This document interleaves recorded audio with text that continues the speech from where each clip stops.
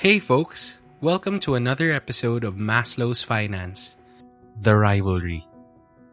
Sam believes his connection with CZ began 6 months after the debut of FTX. CZ paid around $100 million for 20% of the exchange. Sam would subsequently pay $2 billion to repurchase the stock. This money was partially paid to Binance through FTX's own coin, FTT. Meanwhile, CZ was irritated because of what happened behind closed doors. Sam had been advocating for the establishment of a brokerage-like licensing system and decentralized finance. And who would suffer the most as a result of this arrangement?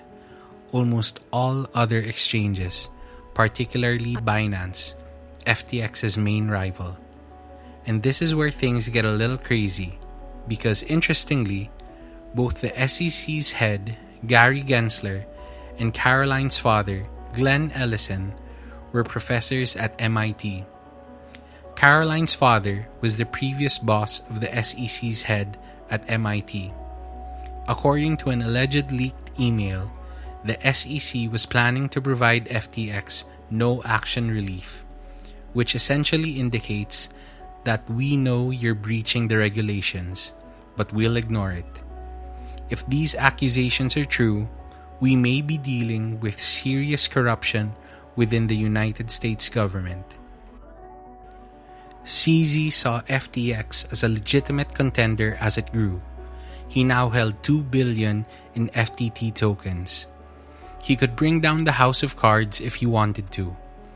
And the leaked CoinDesk report provided the ideal justification. A single tweet set the calamity in motion.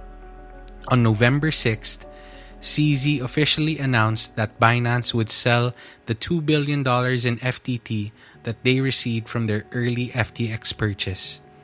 Because FTT was not widely traded, dumping everything on the open market at the same moment would have disastrous results.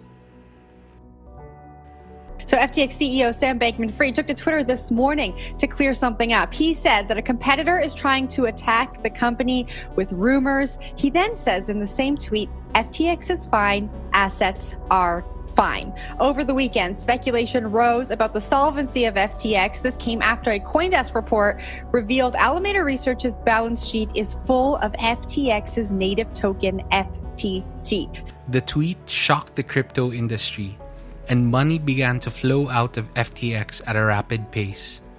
In internal communications, a presumably panicked Sam stated that the firm experienced a giant withdrawal surge as many users rushed to withdraw $6 billion in crypto tokens from FTX in just 72 hours. Sam would remain confident, stating, "We're chugging along. Obviously, Binance is trying to go after us. So be it." The FTT token's price fell 80% over the next 2 days. As a result, FTX's reserves decreased. FTX didn't even have enough money to cover all of these withdrawals.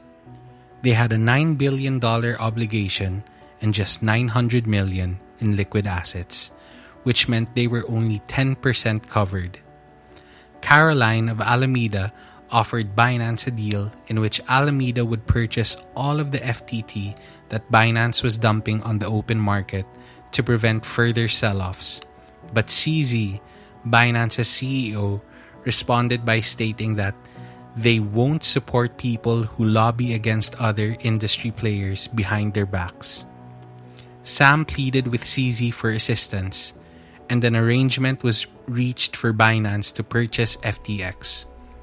So in order to go from declaring that his assets are perfectly okay to doing a complete 180 and selling his firm in a single day, things had to be quite grim while the sale was branded as a strategic purchase. CZ went into public relations gear, claiming that FTX was in distress and we acquired them to help them.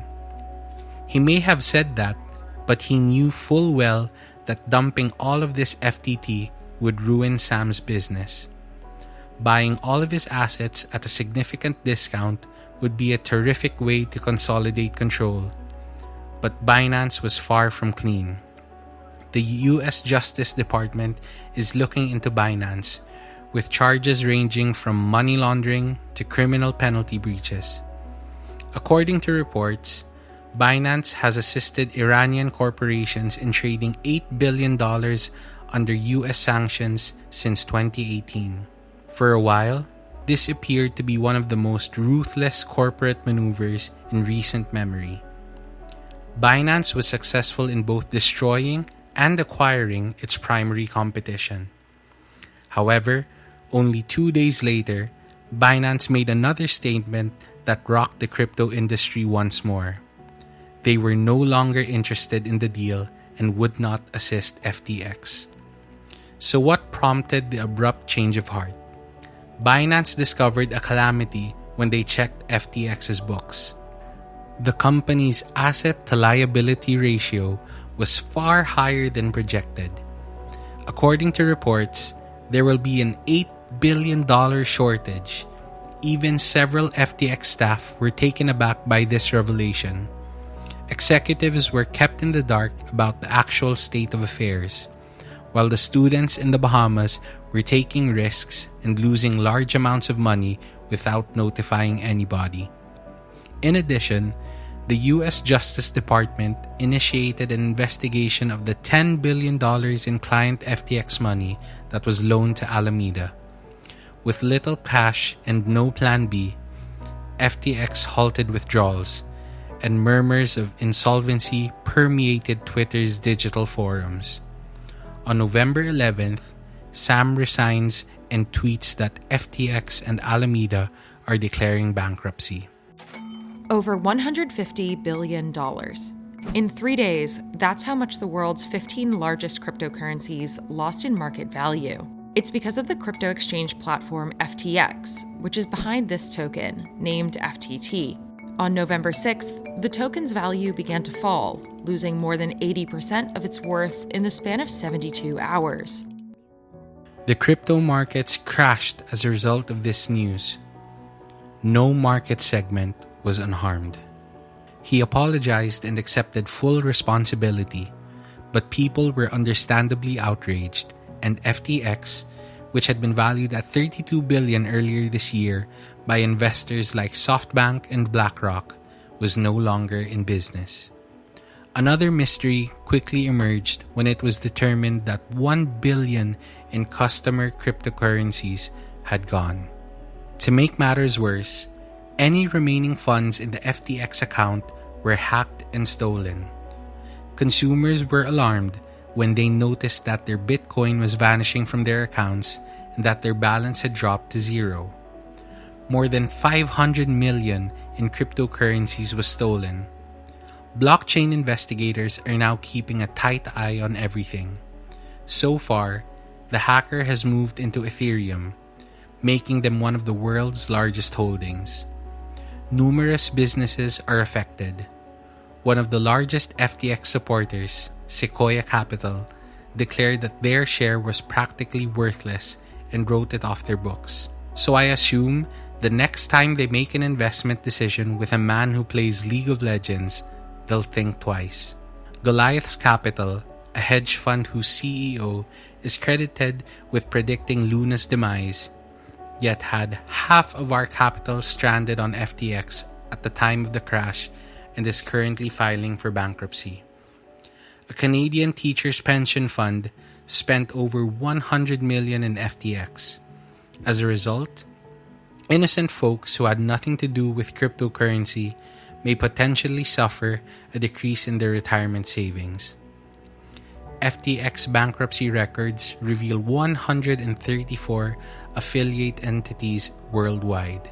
According to estimates, the liabilities might total up to $50 billion. To put things in perspective, Enron's liabilities were $23 billion. FTX's new CEO is a former Enron bankruptcy lawyer, which seems fitting. The White House would respond to the circumstance that calls for increased regulation. According to rumors, Sam had lost all of his fortune and has a negative net worth. This is due to the fact that he has more debt than equity and all of his businesses and assets. With the Department of Justice involved in the case, who knows how large the damages would be. Sam is now being watched by authorities in the Bahamas. Sam tweeted on November 16th that he was going to speak with authorities to try to reimburse consumers' remarks. The tweet's subject line may be summarized as, "What are you doing?" Meanwhile, Bloomberg says that US and Bahamian officials are in discussions to extradite Sam to the US for questioning. This will undoubtedly put his political donation money to the test. So, therefore, I'm going to report these unproven allegations at this time, but take the following with a grain of salt. The predominant idea is that the hack was an inside job, with money taken through a hidden backdoor that Sam was able to drain without being detected. When Reuters inquired about the missing money, Sam merely said, ? As for cryptocurrency in general, there is presently a great deal of danger and uncertainty. It will take some time to figure out whose firms were dangerously linked up with FTX. Right now, we'll simply have to wait and watch what happens with the market and who gets arrested. An FTT token blew, if you trade your own token on your own exchange with wash trading, with leverage, you can park the price at any number you want. So you want to make $1 billion, you jack the price by $3 by wash trading with yourself. Then you generate $1 billion of collateral. Then you look for a bank that'll loan you money against the collateral. And of course, nobody in their right mind should be loaning money against an air token that you manipulated yourself. But of course, Sam happened to be the CEO of a bank that made loans. So he applied for a loan from his own bank and he granted it to himself. And then he took real assets like Bitcoin from his honest customers. And then he rehypothecated them, traded them, lost them. Will there be new rules? What becomes of the lost funds? We just don't know at this time. It's an exciting story that is still unfolding. This incident also demonstrates that in a bull market with cheap money, anything may happen. So what can we take out from this? As an investor, just invest what you're willing to lose. Let us hear your thoughts through the comment box below. If you found this video useful, please click the like button. And if you're new to our YouTube channel or haven't subscribed yet, make sure to hit that subscribe button. Also, don't forget to click the bell button to keep you posted on all of our new uploads. Thanks for watching, and we'll see you again in the next video.